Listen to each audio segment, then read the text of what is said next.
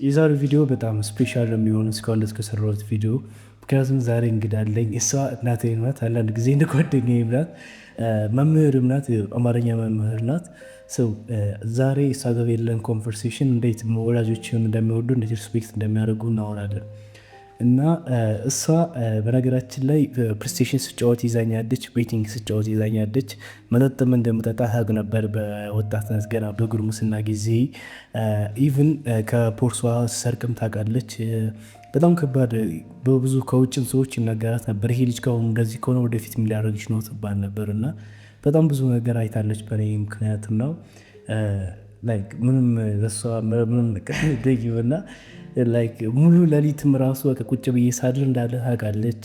እንደነገርኩ ከስልኳ ራሱ ምናምን ብዙ ነገር ስሰርቅ ብር ሳርግ ምናምን ታስታውሳለች። ነው በዛ ልክም እሷ ናት ጅም እንደሄድ ያደረገችኝ፣ ጅም እንድጀምር ያደረገችኝ በሷ ምክንያት ነው። እሷ ናት ጅም ወስዳ ራሷ ቤት ቁጭ ብላ ጅም በራሷ ወስዳ ወደ ብረት ቤት ወስዳ ያስመዘገበችኝ። እና ስቲል እስካሁን ከሰጠችን ስጦታ ትልቁ ስጦታ ያን ጅም ወስዳ ማስመዝገቧ። ምክንያቱም እስካሁን ድረስ ህይወቴን ተለወጠው ነገር ብዬ የማስበው አንዱ እዛ ወስዳ በማስመዝገቧ ነው ጅም። እና ህይወቴን ቀይሮታል። ከዛ በኋላ ራሴን ለመለወጥ ራሱ ብዙ ጊዜ መልፋት የጀመርኩት ሁሉም ህይወቴ ላይ እሷ ጅም ካስመዘገበችኝ በኋላ ነው። እና ትናንትና ወዳ ጓደኛዋ ጋር ተሰብስበው እየነገረችኝ ጓደኛዋ ጋር የአንቺ የታደለች ልጅ አለሽ ብለዋት፣ ከዛ እሷም አይ እኔ የታደልኩኝ ሳይሆን መድኃኒዓለም የጸለይኩ ነው በሱ ስንት አግኝቻለሁ ምናምን ብለሽ ነገርሽ ነበር አይደል? ምን ይመስላል የመጨረሻ ጊዜ በላይ ምክንያት ያለጠሽበት ቀን ምን አድርጌ ነው? እና እንዴት ነበር ስሜቱ? እሺ አመሰግናለሁ። ያው እዩ የመጀመሪያ ልጄ ነው፣ አንድ ነው። ግን በሚያድግበት ሰዓት ፍላጎቶችህን አንድም ቀን ሳልገድብ የማያስፈልግህን ነገር ብከልክልህም አንተ እስከፈለክ ድረስ ሳልከለክልህ ነው ያሳደግኩህ። ግን ምንም ወደ ጥፋት ስትሄድ እኔን አታለህ ብትሄድም እይዝሃለሁ።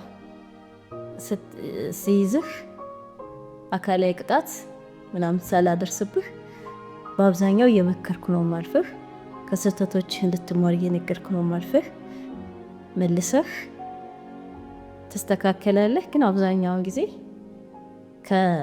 ከማማረርና ከንትን ይልቅ ወደ ጸሎት ነው ማደለው፣ ወደ ፈጣሪ ነው ማደለው።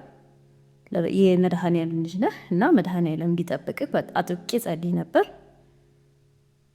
በሁሉም ነገር እንዲስተካከል በባህሪ በሃይማኖትህም ከልጅነትህ ወደ መካከል 12 13 14 ዓመት አካባቢ ላይ ትንሽ ከአልማን ጓደኞች ጋር ገጥመህ ነበር።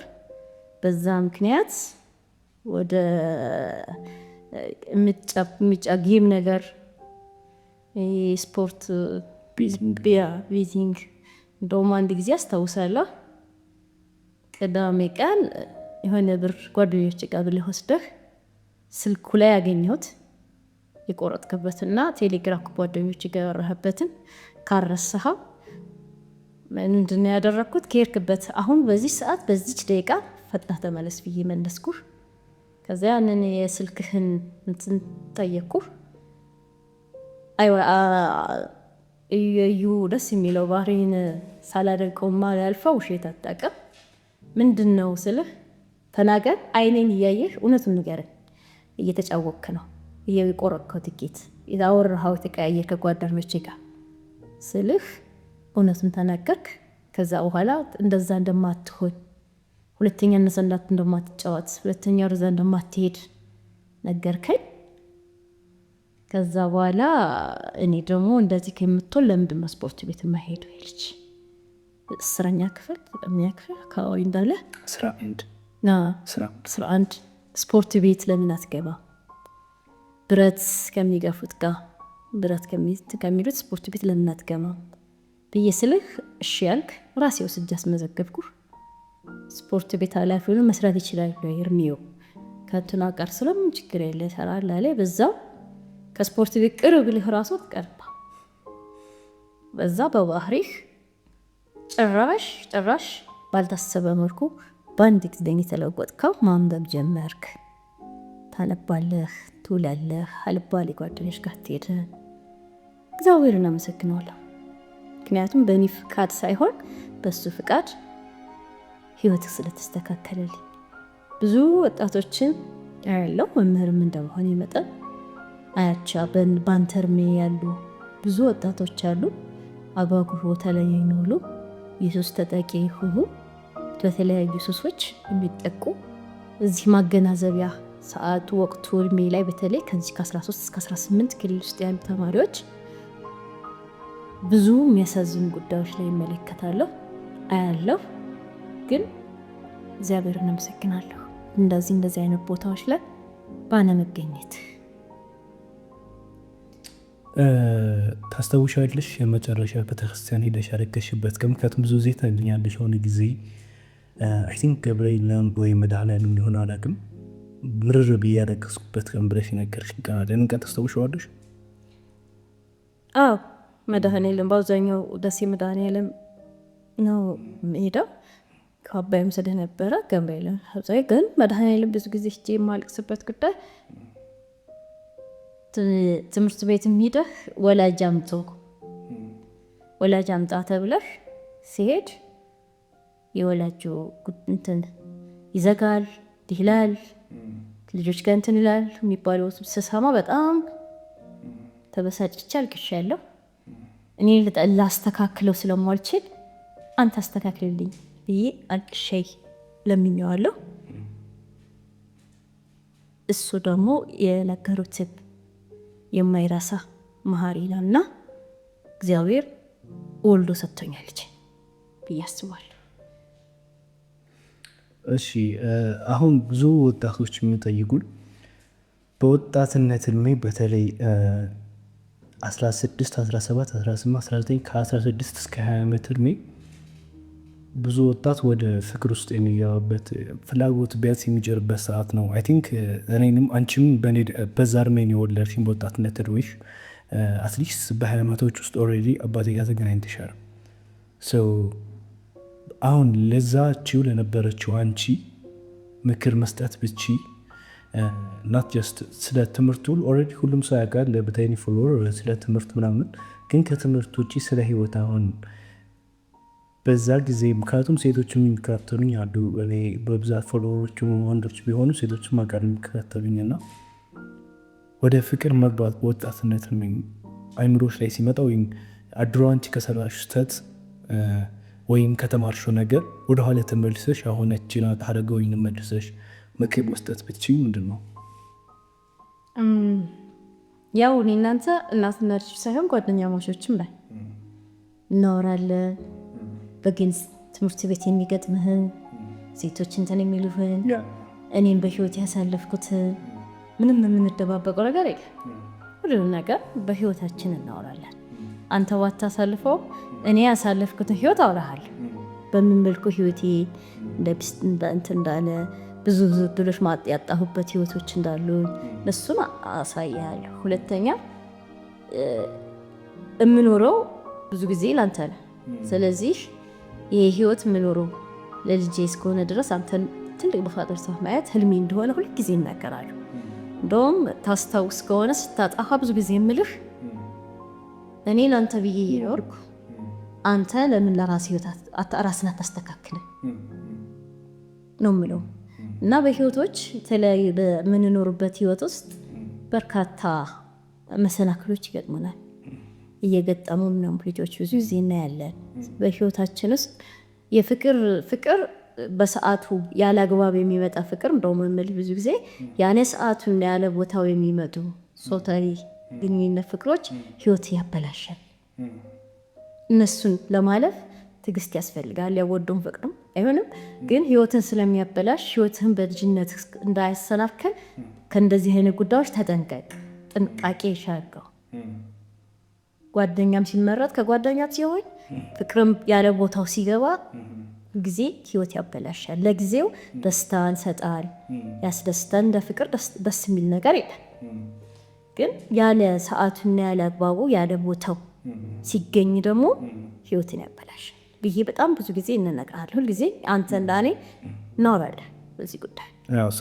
እኔም ዩቲዩብ ላይ ብዙ ጊዜ የማወራው ስለዚህ ወደ ፍቅር ጉዳይ አይ ቲንክ በወጣትነት እድሜ በጣም ፍቅር ውስጥ አትግቡ ማለት አይቻልም። ወጣትነት እድሜም ወይም አይ ቲንክ እንደኔ ሀሳብ የሆነች ሴት ወይም የሆነ ወንድ አላማውን እንዲያደርግ የምገፋው ወይም በቃ ልክ ያቺ የሚስት ኳሊቲ ያላት ወይም ባልየውም የባል ኳሊቲ ያለው በቃ ሁለቱም ጎል ያላቸው ሁለቱም እና በቃ ሁሉም ነገር ማሸነፍ የሚችሉ ከሆነ አብረው መቀጠል የሚችሉ ከሆነ እኔም ትንሽ ሪሰርች እንደሰራሁት እነ አሌክስ ሞዚ እነ ጄፍ ቤዞስ ምናምን በቃ ብዙ የማውቃቸው ኢንተርፕረነሮች አሁን ያለው ሀብታም ሰዎች ከልጅነታቸው ጀምሮ እንትን አላቸው፣ ሚስትና ባል አላቸው። ከመጀመሪያቸው ጀምሮ ፐርፐዝ አለ ምንምስል በቃ ወይ ሚስቲቷም የሚስት ኳሊቲ ያላት ባልየውም የባል ኳሊቲ ያለው ሰው ወደዚህ ወደ መምረጥ እንደ አሁን አልባሌ ቦታውና ጊዜው መምረጥ አለበት ስትይ ሰውም እንደምትይ ተስፋ እያደረኩ ነው። ምክንያቱም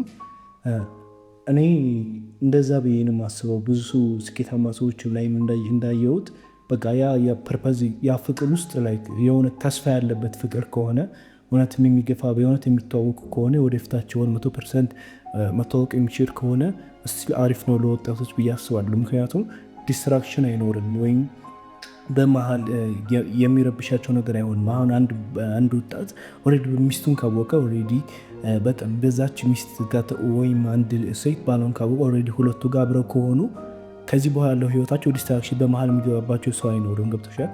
ለዓላማው የምገፋው ከሆነች ሰው የሚስት እንደ ሴት አንቺ አሁን አመራረጥሽ ላይክ አንድ ሴት በላይነት ሴቶች የሚከታተሉ ይህን ይቻላል ወደፊት ምን አይነት ወንድ ወይም በወጣትነት እድሜያቸው ፍቅር ውስጥ ከገቡ ምን አይነት ወንድ መሆን አለበት ብለሽ ታስቢያለሽ? ወይም በምን አይነት መልኩ ቴስት ማድረግ ይችላሉ ባሎቻቸው የሆኑት እንደሚቀጥሉ? ሲጀመር የፍቅር ህይወት በምርጫው አይመንም፣ በአጋጣሚ ነው። አብዛኛው ምርጫዎቻችን ሁሉም ሰው በምርጫው ቢሆን ኑሮ እስካሁን ድረስ ሁሉም ሰው ደስተኛ ሆኖ ይኖር ነበር፣ የራሱን ምርጫ ስላለው ማለት ነው። ግን ፍቅር እንዳሰብነው በምርጫችን የምናገኘው አይደለም። በአጋጣሚ አብዛኛው አጋጣሚ ባየነው አጋጣሚ የተዋወቅነው በመለማመድ አብሮ በመኖር ስንለማመድ ፍቅር ይዘናል። በሚይዝበት ሰዓት አልፈልግህም ብለን በውስጥ የገባ ስሜትን ልናባረረው አይገባም። ግን እኔ ቦታና ጊዜ ያለው ስንል ለምሳሌ ለተማሪ አንተ ተማሪ እያለ ብዙ ጊዜ የምነግርህ ተማሪ እስከ 12 አሁን ዩኒቨርሲቲ ተማሪ ነህ፣ እስከ 12ኛ ክፍል እያለ ፍቅር ቢይዝህ ኑሮ ላትወጣው ትችል ነበር። ምክንያቱም ጊዜህን በማሰብ ፈተሪ ጊዜ የምታነበውን ትምህርት ከማንበብ ይልቅ በማሰብ ታሳልፋለህ። ሁለተኛ የሁለታችሁንም ግንኙነት ያለበትን በምትገናኙበት ሰዓቶች በዛም ያልፋል እና ጊዜዎች የሚባክኑ ጊዜዎች ይኖራሉ እና ጊዜ መምረጥ ያስፈልጋል። ሰው በሆንክበት ሰዓት መሆን ይገባዋል ብዬ አስብ። የብዙ ልጆች በተለይ በወጣትነት ዘመናቸው የሚጀምር ፍቅር አስደሳች ነው፣ ቢሆንም ግን ስቃይ ያለው ይሄ ስቃይ አንድ ጊዜ ዋጋ ይከፈልበታል፣ ደግሞ ኃላፊም ይሆናል። አንዳንድ ጊዜ አይቀጥልም እና በወጣትነት ዘመን ስናሳልፈው እንዲህ አሳልፈነዋል። እንደናንተ ዘመንም ባይሆን በእኛ ዘመን አልፏል። ግን የመጀመሪያ ዘመን በነበር በወጣትነት ዘመናችን የነበረው ፍቅር አስደሳች ነው። ለምንም አትጨናነቅም፣ ታስበው ጓደኛህ ብቻ ነው። አስደሳች የፍቅር ጊዜያት ናቸው። ግን ያለ ቦታቸው ይመጡና ምን ይሆናሉ?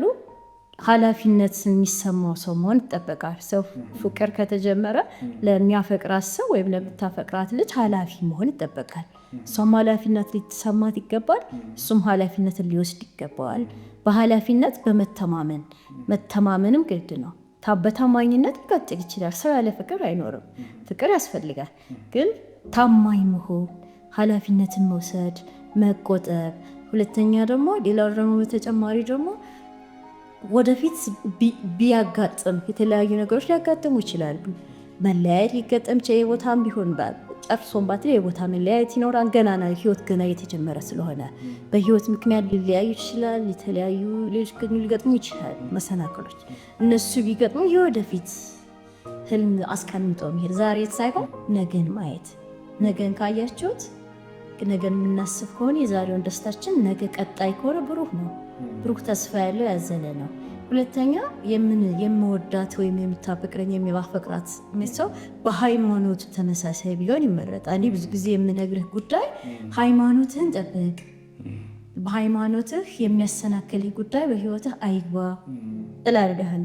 ሁል ጊዜ ነው የምናገረው። በሃይማኖት እኔ ቀልድ አላውቅም።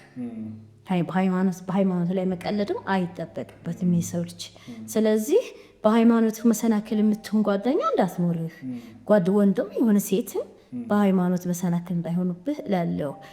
ፈጣሪም ስለምን ልጄን ከሃይማኖቱ ውጭ እንዳታረግብኝ፣ ለሃይማኖቱ የሚተጋ የሚጸልይ አርገህ ወደ አንተ አምጣልኝ ብዬ ነው የምጸልየው። ታስታውሻለሽ የሆነ ገብርኤል ማታ ላይ ቁጭ ብለን እኔ ማግባት የምፈልገው የቤተክርስቲያን ልጅ ናት ስልሽ አንተ ቤተክርስቲያን ልጅ መሆን አለብህ ስትይ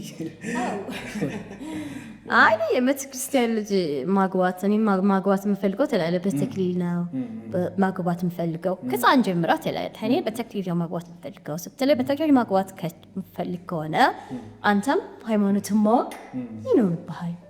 ከሃይማኖትህ ወጥተህ የምትሄድ ከሆነ መሰናክል ይገጥመሃል። የተለያዩ መሰናክሎች ስለሚኖር በተክሊል ማግባት አችልም። ይህንን ማለት ሃይማኖትን ማወቅ አለ። ቤተክርስቲያን ልጅ መሆን አለብህ ማለት ሃይማኖትን ማወቅ አለብህ።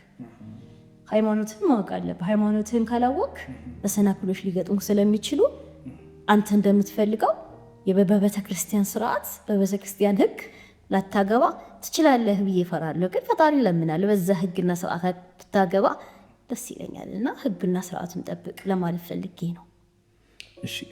ሁሉም ወንዶች እና ሴቶች ስፖርት መስራት አለባቸው ብለሽ ታምኛለሽ? አሁንም ድረስ ሁሉም ስፖርት ለህይወት መሰረት ነው። እኔ ለምሳሌ ስፖርት ሰባሪ ከአንተ ስፖርት ከመግባት በፊት እኔ ስፖርት ቤት ሰራ ነበር። እንደውም እኔ ስፖርት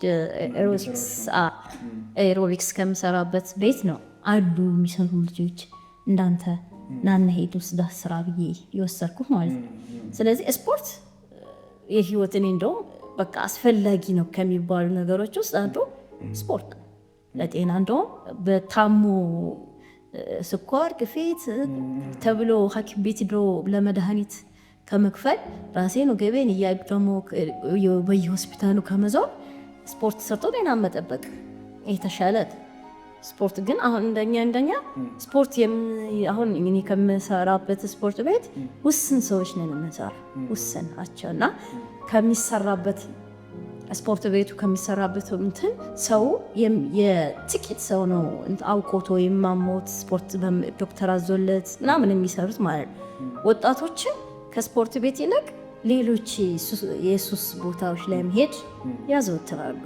አሁን ደግሞ ሱሱ የወጣቶች ሱስ በአብዛኛው ከሲጋራው፣ ከመጠጡ፣ ከጫቱ፣ ከሺሹ ከሌላው በተለየ የሶሻል ሚዲያ ሱሰኛ ሆነዋል። ብዙ ጊዜ ወራሻሉ ሲጋራና ፖርን ሱስ ያለባቸው ወጣቶችም ብዙ ጊዜ ወራሻሉ። እሱንም አንተ ታወራኛለህ። አንዳንድ ጊዜ ምንጭሉ መጸለይ የተለያዩ መጽሐፎች ላይ ምንጭም ላይ ይሰማል። ግን የሶሻል ሚዲያ ሱሰኞች የሆኑ ብቻ ሰዎች ቲክቶክ አብዛኛው ቲክቶክ በዚሁ ቲክቶክ ለወጣቱ እንዴት ነው ብለሽ ታስቢያለሽ? አሁን አንቺም ቲክቶክ ትጠቀሚያለሽ፣ ግን ለወጣቱ ስታስቢው አሁን ጊዜ እንደሌለው ሰው ወይም ጊዜ እንደሌለው እንኳን ማለት አልችልም፣ ጊዜ አለ። ግን ለወጣቱ በቃ ቲክቶክና ወጣት የሚባል ነገር አይምሮች ላይ ሲመጣ እንዴት ነው ታያለሽ? ቲክቶክ ብቻ ሳይሆን አብዛኛው የማህበራዊ ሚዲያ መገናኛ እንትኖች ሶሻል ሚዲያዎች ወጣቱ ላይ ተጽዕኖ ያደርጋሉ። ምክንያቱም ወጣቱ የስነ ልቦና በስብሲት በሚጠቀምበት ሰዓት በአግባቡ ካልተጠቀመበት፣ ጊዜውን በአግባቡ ካልተጠቀመበት የስነ ልቦና ጉዳትና የትኩረት ማጣት ችግርም ያስከትላል እና ረጅም ሰዓት ቁጭ ብሎ ለተወሰነች ለ2 ደቂቃ ሲከፍት ያችን ሳይወጣ 1 ሰዓትና 2 ሰዓት ሊቀመጥ ይችላል ምንም ሳይሰራ። 1 ሰዓትና 2 ሰዓት ሶሻል ሚዲያ ላይ ተቀመጠ ማለት 2 ሰዓትና 1 ሰዓት ያችን የፈጃት ሰዓት መስራት የሚችለውን ነገር አጣ ማለት ነው። ተማሪ ለምሳሌ ቲክቶክ ላይ ተቀምጦ ቢሆን ቲክቶክ ላይ የሚያገኘው ነገር እሱ 2 ሰዓት ተቀምጦ ቲክቶክ ላይ የሚያገኘው መጽሐፍ የሚያነብበትን ሰዓት ይሻማበታል። አንደኛ አጫጭር ቪዲዮዎችን ስለሆኑ እንደኔ አሁን ቲክቶክ ይጠቀማሉ። ግን ቲክቶክ መጠቀም ከጀመርኩበት ራሴን ያጣሁበትን ነገር ብዙ ጊዜ አንተ ጋር እናወራለን። አጫጭር ረጅም ነገር ማንበብ አልወድም። እንደዚህ ጎላ ያን ነገር ላነብ ስል ስልች ይሆናል። መጽሐፍ አነብ ነበር። አሁን መጽሐፍ ላነብ ስል አላነብም። በቃ ስልቹን ጉልት ግልጥ አድርጌ ተመልሼ ወደ ቲክቶክ ነው የምሄድ። አሁን ያ ምንድነው የሶሻል ሚዲያ ሱስ ይዞኛል ማለት ነው። ይሄ የሶሻል ሚዲያ ሱስ ማህበረሰቡ ማለት የመለቅ ግዴታ አለበት። ይሄን ደግሞ አንድ ማህበረሰብ አንድ ብቻ ሊያደርገው አይገባም። ይህን ሱስ ለማላቀቅ ሁሉም ሰው ርብርብ ያስፈልገዋል። በተለይ ወጣቱን አምራች ኃይሉን የገደለን የሶሻል ሚዲያ ነው። ራስ መወዳደር ነው። አይ ቲንክ ሁሉም ሰው አንድ አይነት ላይፍ የለውም። ግን የቲክቶክ ከባድ ነገር ብዙ ፌክ ነው። ብዙ እኔ በተለይ የሚከታተሉ ስፖርተኞች ምናምን ናቸውና በብዛት ወርዚ ለውጥ ላይ ራሳቸውን የሚፈልጉና እዛ ቲክቶክ በከፈቱ ቁጥር ሁሉም ሰው ጥሩ ህይወት፣ ሁሉም ሰው ልክ በቃ ሃይማኖተኛው የሚያዩት ሳይቀር ጻድቅ ይመስላቸዋል። እዛ ሃይማኖት ላይ የሚያዩት ስፖርተኛው በቃ ሁሉም ነገር ፐርፌክት የሆነ ሰውነት ያለ ይመስላቸዋል። ሰው ራሳቸውን ያወዳድሩና ራሳቸውን ይጠራሉ፣ ያጣሉ። አይ ቲንክ አንዱ ሶሻል ሚዲያ ከወጣትነት ከሚል ያለውም ያ ነው ብዬ አስባለሁ። አሁን እንደ መጨረሻውን እኔ አንቺን ሁልጊዜ ሳይ የሚመስለኝ ነገር አንድ አይ ቲንክ ማይክላንጄሎ ነው ስሙ መሰለኝ፣ ካልተሳሳትኩኝ ማይክላንጄሎ የሚባል የሆነ ስዕል አለው። እመቤታችን የክርስቶስን ስጋ ይዛ የክርስቶስ በጣም የደቀቀውና በቃ የተሰባበረው ስጋ ይዛ እሷ ሁለት እጆቿ ዘርግታ ለዓለም የምትሰጥበትና ያንን ስዕል ባየው ቁጥር የሆነ አንቺ ጋር የሚገናኝ ነገር አልችላል። ኦፍኮርስ እመቤታችን ጋር ትገናኝ። ኦፍኮርስ ከሌሎች ሴቶች በሙሉ ከሁሉም ሴቶች በሙሉ ትለያለች። ግን ወደ እናትነት ሲመጣ ልክ እሷ ልጇን በቃ ለዓለም እንደሰጠች መስዋዕት እንዳደረገች ሁሉ በዝምታ በልቧ ትይዘው ነበር እንደሚል መጽሐፍ። ልክ አንቺ እኔም እንደማስበው ከዩኒቨርሲቲ ከዚህ በኋላ አልማርም ስልሽ ፍላጎት የለኝም እንትን ላይ ትምህርቱ ላይ ኮንተንት ክሬተር ማድረግ የምንፈልገው ስልሽ ወይም ከሆነ ነገር መጽሐፍ ለየት ያለ ከሁሉም ሰው ከሚያነበው ለየት ያለ መጽሐፍ ሳነብ ጸጥ ስትይ ወይም እኔ በቃ የሆነ ህየው ምናምን አመጋገብም ላይ እንደዚህ ሞክረው ምናምን ስልሽ ሞክረው ራሱ እየውና ትንታለ ይወጣል ራስ የምትይው ነገር ሰው ያንን ሳስበው በቃ የሆነ እንደምትይኝ ራሴ በራሴ እንደምትይኝ ሳስበው ያንን ስልም ባስታወስኩት ቁጥር በቃ ሁልጊዜ ትዝ ይለኛል። እና አይ ቲንክ ለብዙ እናቶች የሚያዩ ከሆነ አይ ቲንክ ልጆችን መከራይም ከረው የሚባል ነገር አለ አይደል? አይ ቲንክ ያንን ነገር አንዳንድ እናቶችን መተው አለባቸው። ልጆች ራሱ እንዲማሩ መተው አለበት ብዬ አስባለሁ። ምክንያቱም እኔ አሁን ያ ሁሉ መጀመሪያም ከወራ ነው ያ ሁሉ ነገር ራሴ በራሴ ስለተማርኩ ነው። ራሱ ጉዳቱ ስለጎዳኝ ነው አሁን ላለኝ ተስፋ የተያዝኩትና አመሰግናለሁ በጣም። አዎ ብዙ ጊዜ ታስታውስ እንደሆነ እነግርሃለሁ እንደዚህ ያላደርግ ነው ስትል ይሄን ችግር ያመጣል፣ ይሄ ጥሩ አይደለም፣ ከማህበራዊ ከኢኮኖሚያዊ ከጤና ማኳያ እንደዚህ ችግሮች አሉ ብዬ ከነገርኩህ እነግርሃለሁ። ግን አንተ አሰማ ዝሮ ይህን ነው የምታደርገው። ትሞክረዋለህ፣ ሳትሞክረው አታም እሞክረዋለሁ ትላለህ፣ እተውልሃለሁ። ምክንያቱም ሰው ከመከረው ሞክሮ ራሱ መከራ የመከረው ይበልጣል ያገኘስ። ስለዚህ ትሞክረውና ሳይሳካልህ ሲቀር ትተወዋለህ። እናቴ በቃ እንደዚህ ያልሽኝን ትቼዋለሁ ምክንያቱም እንትን ነው ትላለህ። አገኛት አይደል ብዬ እኔ እንትን እላለሁ። ብዙውን ራስና የምትሞክረው በጣም እንደውም ያንተን አመጋገብ አኗኗር ምናምን ከሌሎች ሰዎች ከጓደኞች ጋር ሳወራ ይገርማቸዋል። እንዴት ብሎ ነው ሄድ እንትን ብሎ እንዴት ልችይው ነው እንዴት ይቻላል? ከአንቺም ኢኮኖሚ ከመምህር ደሞዝ ከምናጻ እንዴት ነው የሚቻለው? ልትችያለሽ ይሉኛል።